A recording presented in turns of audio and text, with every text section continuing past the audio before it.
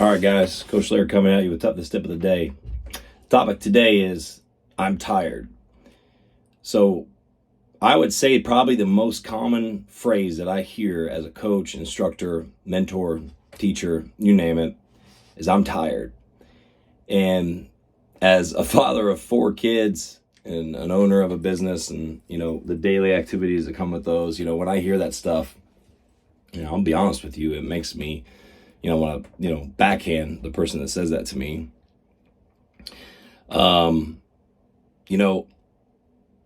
There's levels to everything in life. And I talk about levels to everything. There's levels of tired. There's also levels of toughness that allow you to take more fatigue, that allow you to take more tiredness. I make it a point for myself that when I'm around my athletes and I'm around people that I'm going to be influencing, I don't say that I'm tired. I don't say that I'm sick. I don't say that I don't feel good. And not that I don't falter at times. My wife, obviously someone I confide in, I'll say that I'm tired. I'm saying that I'm fatigued. Like recently, I've been talking about it a lot and just found out that I have sleep apnea. So I got to address that and have those issues, which, that's just another, fork in the road, another piece of adversity we're going to conquer.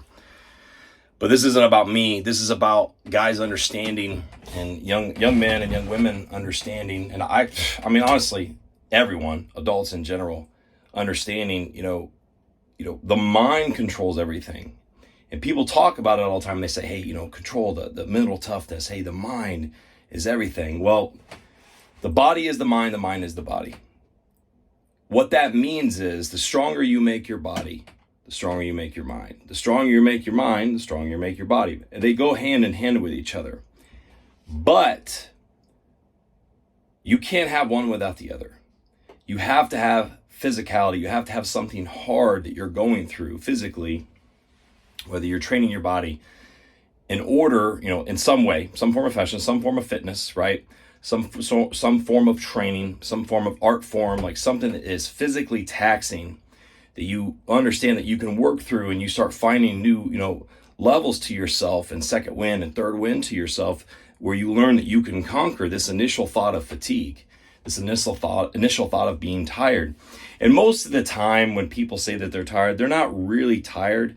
It's kind of a combination of they're mentally tired. It's the mental. It's the mental weakness where they can't let autopilot kick in. And I can't tell you, there's a lot of parts of your day, a lot of parts of my day that have to be on autopilot. If you start sitting back and thinking about how hard things are, how bad you feel, you're not going to do certain things.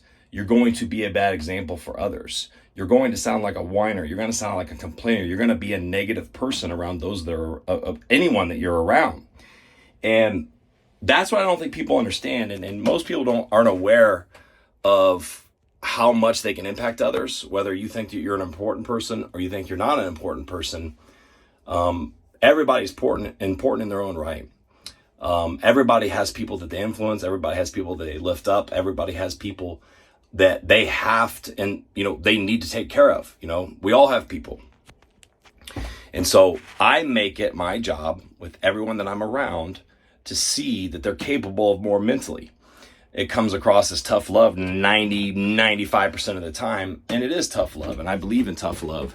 There's times to put your arm around someone. There's times to be serious. But here's the thing. Every single young athlete that I hear and use the word fatigue and I'm tired consistently, right? Every now and then, not a big deal, and when I say every now and then, should be a rarity.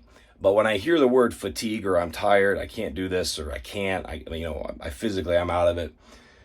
You've got to start looking in the mirror and what you're not doing right. And a lot of times is they're wasting time. They could be recovering. They could be sleeping. They could be eating right. They could be hydrating right. They could be doing a lot of things that they're not doing and they're making mistakes on. And the most important thing, obviously, besides the nutrition and the hydration and things, is accepting challenges. And, you've got to treat every time that you're fatigued, every time that you're tired, as a challenge. Hey, can I be a positive influence to those around me? Can I conquer this part right now? Because here's the thing. You're going to be, as an athlete, as a parent, whatever, you're going to be in a lot more serious situations And I always think about this. I heard this the other day, and just in 1776, we had 18 to 25-year-olds in this country, in America, conquer the most powerful force in the world, in Great Britain. The most powerful force in the world. Most powerful military force. And I don't want to sound like the old guy that's making fun of 18 to 25-year-olds, but we're having kids that are saying that they're tired because they went to school.